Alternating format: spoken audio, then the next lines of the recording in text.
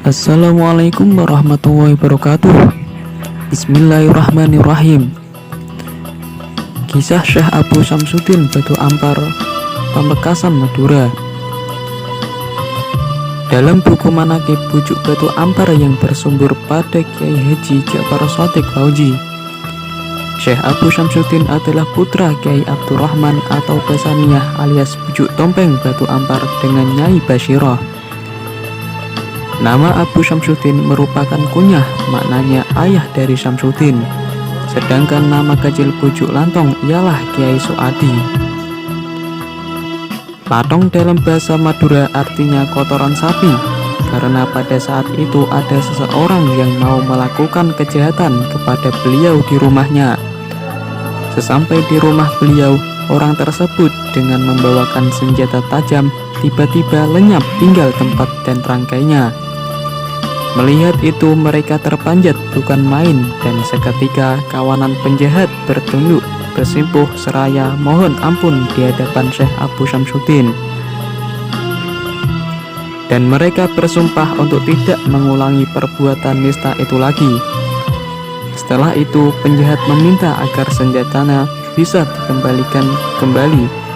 Syekh Abu Syamsuddin mengabulkan permintaannya atas dasar konsekuensi dan menunjukkan letak senjata buyut Sarabi berada di dalam latong. Syekh Abu Syamsuddin dikaruniai 3 orang putra, antara lain bernama pertama Syamsuddin, kedua Lukman, ketiga Husain. Syamsuddin ini merupakan putra sulung dari bujuk Lantong atau putra pertama dari Syekh Abu Syamsuddin. Bertepatan di Dusun Batu Ampar Barat, Desa Pangbatok, Kecamatan Propo, Kabupaten Pamekasan. Disinilah pesarian Syekh Abu Syamsuddin beserta keluarganya. Nampak ramai pengunjung, bahkan ratusan hingga ribuan warga berziarah di makam Syekh Abu Syamsuddin. Sebagian di antara tujuannya tawasul, tahlil, khataman Al-Quran, dan lain sebagainya. Rata-rata peziarah berasal dari Provinsi Jawa Barat dan Jawa Tengah. Mereka datang secara rombongan menggunakan bus. Kedatangan mereka biasanya tidak lain untuk menghatamkan Al-Quran di lokasi pemakaman. Juru kunci Asta Batu Ampar yang bernama Misbahul Munir mengatakan, kunjungan peziarah memang sangat ramai. Sehari kurang lebih bisa mencapai 500 pengunjung. Peziarah rata-rata di situ untuk menghatamkan Al-Quran. Di sini tidak pernah sepi dari penghatam, terangnya. Pria yang akrab disapa Gus Bahul tersebut mengatakan, selama 24 jam pasti ada yang membaca Al-Quran. Salah satu kekeramatan bujuk yaitu pasti ada yang khatam setiap harinya dalam 24 jam. Menurut cerita tempat tawasul yang diijabahi, ada 3 tempat tawasul yang banyak diijabahi oleh Allah Subhanahu wa Ta'ala dengan menggunakan khataman Al-Quran 30 juz, yaitu Mbah Syamsuddin Batu Ampar, Mbah Khalil Bangkalan, dan Mbah Mutamakin Kajen. Asal usul Syekh Abu Syamsuddin. Bujuk Tompeng adalah ayah dari Kiai Suadi atau Abu Syamsuddin, merupakan salah satu waliullah besar Madura di masanya.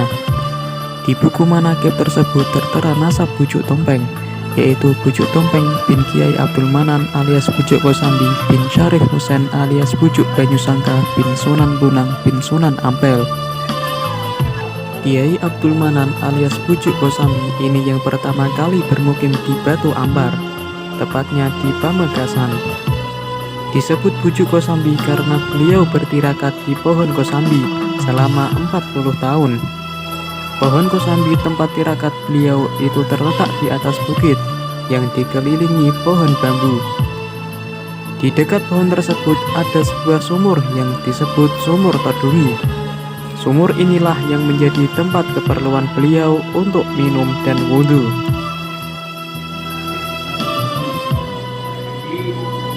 Todungi ini berasal dari kata ekodungi yang berarti ditutupi.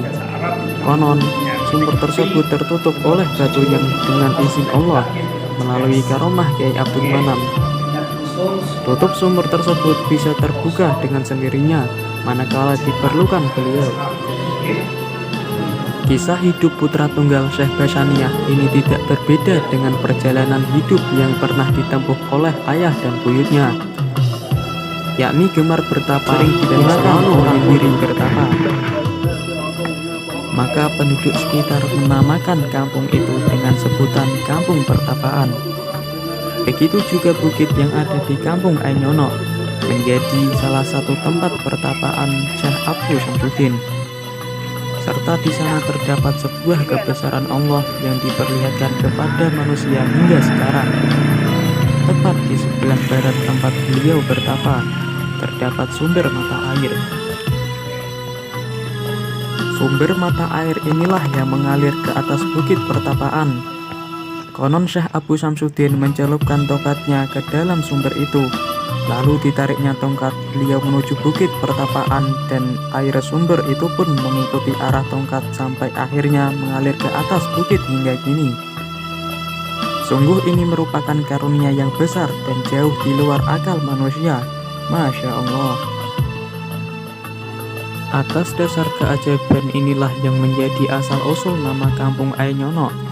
Dalam bahasa Madura artinya yang menyelinap atau mengalir ke atas, dan konon air itu digunakan Syekh Abu Syamsuddin untuk berwudu.